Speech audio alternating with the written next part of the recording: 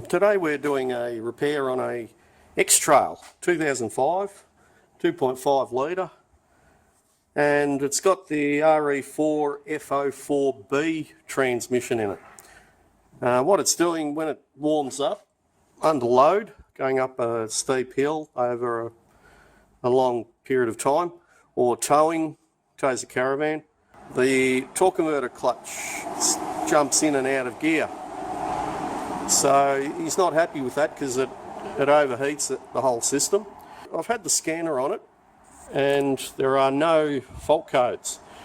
So from experience, these solenoid blocks, they wear out, they leak, and the computer can only register electrical problems.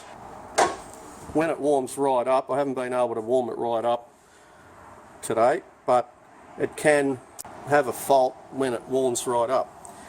Now, to find where the type of transmission it is, there's a little plate there, and that one's the RE4F04B. Anyway, I've done the basic checks. I've checked the fluid level, I've checked the battery, I've done the scan on it, I've done a stall test on the torque converter. Everything seems okay given that it's done 180,000 kilometres. So now we're just going to investigate. We're going to go down into the transmission and take the valve body off and take the solenoid block off. Like there are any oil leaks or anything as such. And as per usual, we're just going to blow out around the areas where we're going to be working. We'll just drain the oil out of the plug. These conveniently have a drain plug. Okay, I've got the pan off, and you can see the solenoid block there.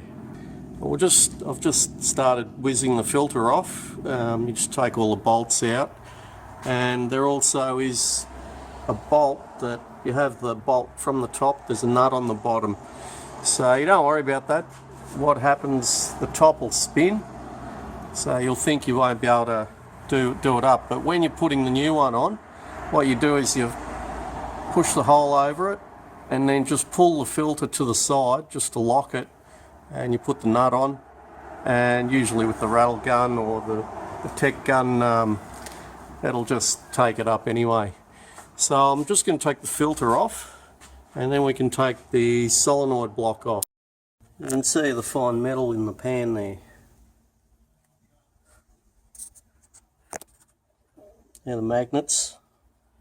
You can just take the plug off, just basically press that little clip there, and you can work that plug out. There we go, there it is there. You can keep that other plug in there, unless the O-ring's leaking, you can leave it in there.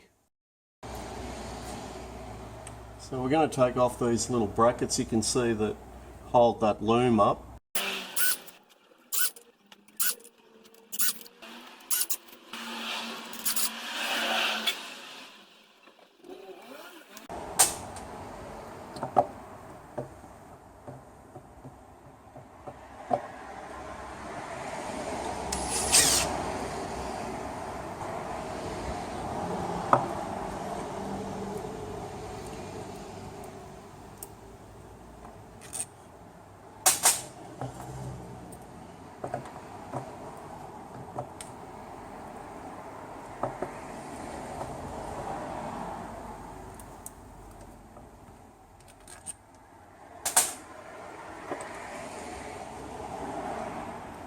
Okay, valve body's off.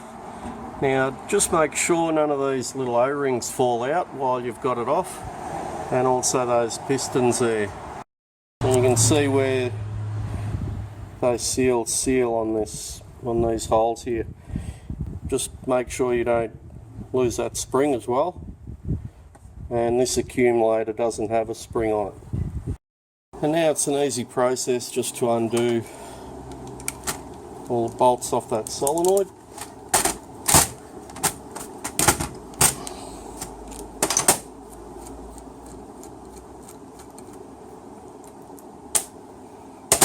It just pops out like that. I'll just leave it in there until I get the other side off.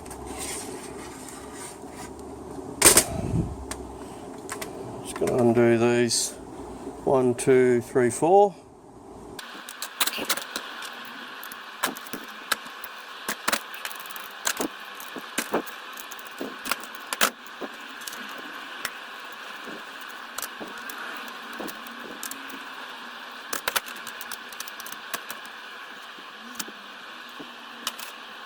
Just gently lever it out.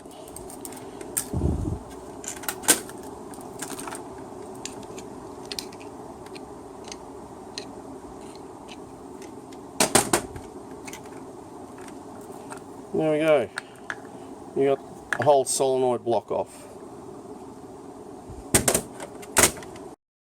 Reconditioned solenoid block. And you always do a comparison of it. And it looks the same.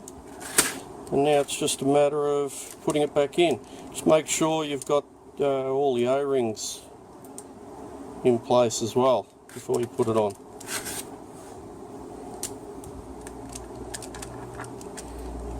And I'm just going to slowly maneuver it in, wiggle it in, try not to damage the seals.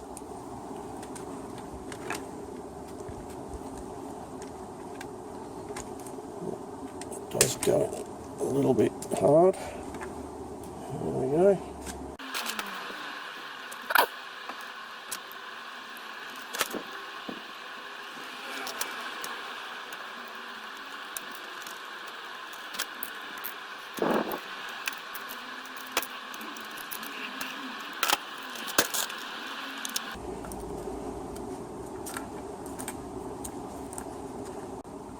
Again, check make sure the O-ring's there. And we just wiggle it in slowly. There we go.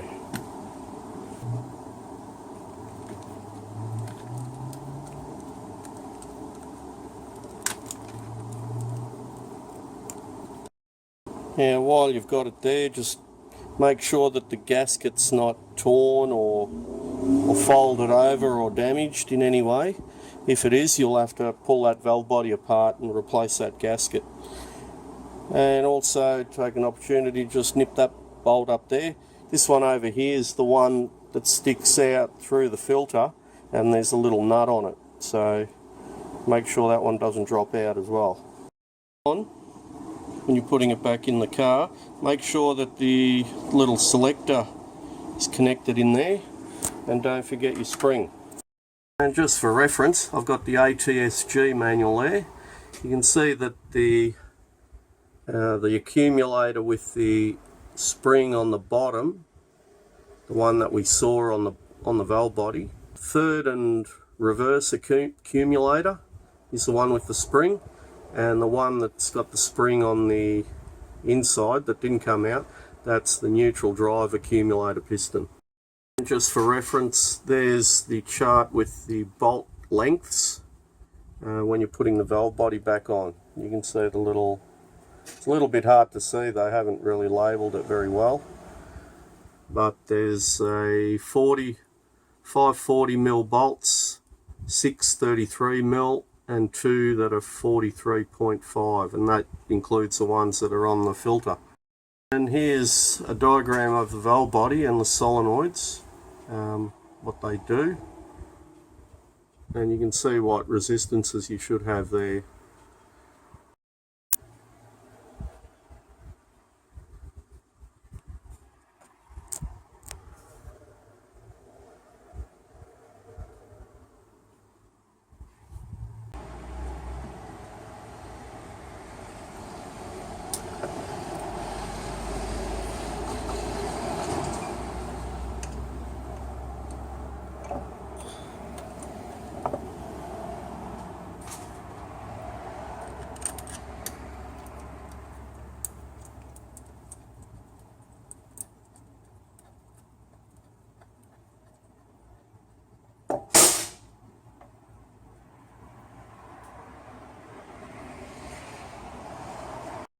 And again, just for reference, that's how the selector is connected. It doesn't go from the inside out, it goes from the outside in.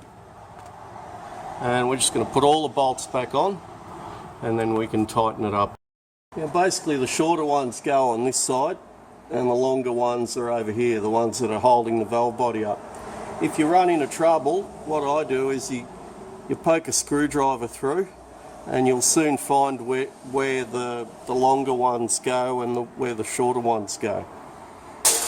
It's important you don't mix them up, or it either won't tighten the valve body if you put a long one in the short spot, or sometimes it can even go right through the case and hit the drums that are spinning in the transmission, in the guts of it. So I've put all the bolts on like that, and now I'm just going to push it up by hand and just slowly do it up, just so I know it's sitting nicely before I do it up. Sometimes if you just do one up, it can pull it to one side and not sit evenly. Especially important when you're doing it in the car like this. It's upside down, you've got gravity fighting you. In case you've ever, if you've loosened the wrong bolts, it's a good idea to just go through and just retension all of them, just in case you've accidentally loosened the wrong one. And I'm just going to slide that plug back in. And that goes right up. You'll hear the little click. Just make sure you don't pull it by the wires. You can end up pulling those little spade terminals out. And that looks okay. We've got it all back together. Got the filter on. I think the two shorter ones are these. The rest of the long bolts. Just double check that we've tightened everything, put everything back in place. You can just bend these just so they're pulling up, so they're not going to be wriggling on the pan or wearing it out. Should be alright there. And that's it. There's no adjustment on these. The only adjustment you've really got is the inhibitor switch or the range sensor. Sometimes they wear out because you're always using them in the same spot, and you can readjust them a little bit if needed. I'm just going to clean the pan now, clean the pan and the magnets, and we'll put that back on. And we're also going to be fitting a transmission oil cooler, so we're going to bypass the radiator. You can see how short that little sleeve is in there. And as per like we like to do, I'm going to put those magnets up on top of that little dimple instead of around it on both of them, and that way you get, I don't know if you can see it, there's a bit of a gap between the pan and that magnet, so you'll have much more surface area of that magnet working. It's good practice to have a look in your tray before you put the pan back on. Just make sure you haven't dropped anything in there or any spare parts. You shouldn't have any. The grill off, and I've just sort of manoeuvred the hoses through. Actually, I'll put that one around there. It's got to go under that cable, and I'm just going to mount it on here. And you want to mount it in a way that the hose doesn't have a sharp bend in it. It's got to have a nice even curve all the way. Little bracket there, drilled the holes, and I've just bent that little edge on there just to make sure that it doesn't vibrate as much. When it's just that flat bit of steel, it'll sort of vibrate so much, so that'll make it a little bit more rigid. So I've got the other bracket there, and I'm just going to mark it and bolt that onto there. And I'm just going to mark where I can just bend that little edge on it just to strengthen it a bit. That's where that end is, and the bottom end, that's where the cooler starts. So I'll just put a little bend in that in the vise.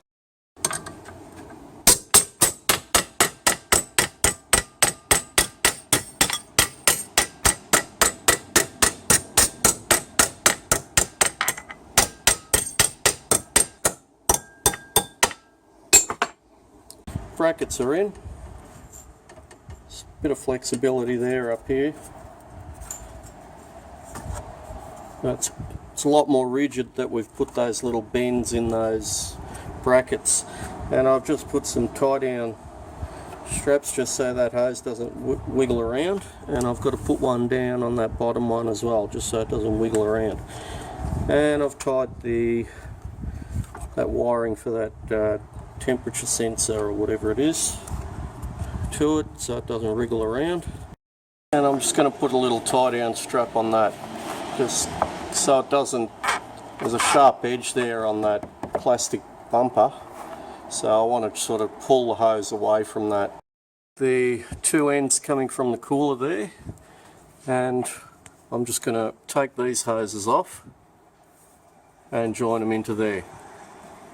Like I mentioned earlier, it's very important to not put a sharp bend in it, so leave plenty of room there, and if you have to, just you can secure it with a tie down strip. Important to not over tighten the tie down strip as well. You don't want to restrict the oil flow. And I've hit this bottom stone guard with the heat gun just so it's not touching that, so that's what it was like before. That would have eventually worn a little slot or right through that cooling line. Make sure there's no sharp edges anywhere. I'll just put a couple of plugs in there, and we can put all these plastic guards back on. You can see how I've reconnected the hose. There's a nice curve through it, and the top one as well. There's a little bit of flexibility as the motor jumps up and down. You could, if you need to, bend these pipes a little bit. If you bent it out a little bit, I suppose that would sort of, it wouldn't hang down as low. I might have to do that a little bit. When I put that plastic guard on, it might be just touching that bottom. But and all back together. There's a cooler there. And a whole heap of wiring there. He's got some spotlights there. And we're on the Tritec lubricant site, and the X-Trail 2005 2.5 litre can either take the Dextron 3 or the full synthetic fluids. Just put in 4 litres and keep the motor running, go through your gears and just get the oil level at the cold mark. We'll take for a test run and we'll check it at the hot mark. 5 litres in the end we put in, and it's at the cold mark, and now we're going to take it for a run and just check it while it's hot. You always check these with the motor running. Thank you for watching.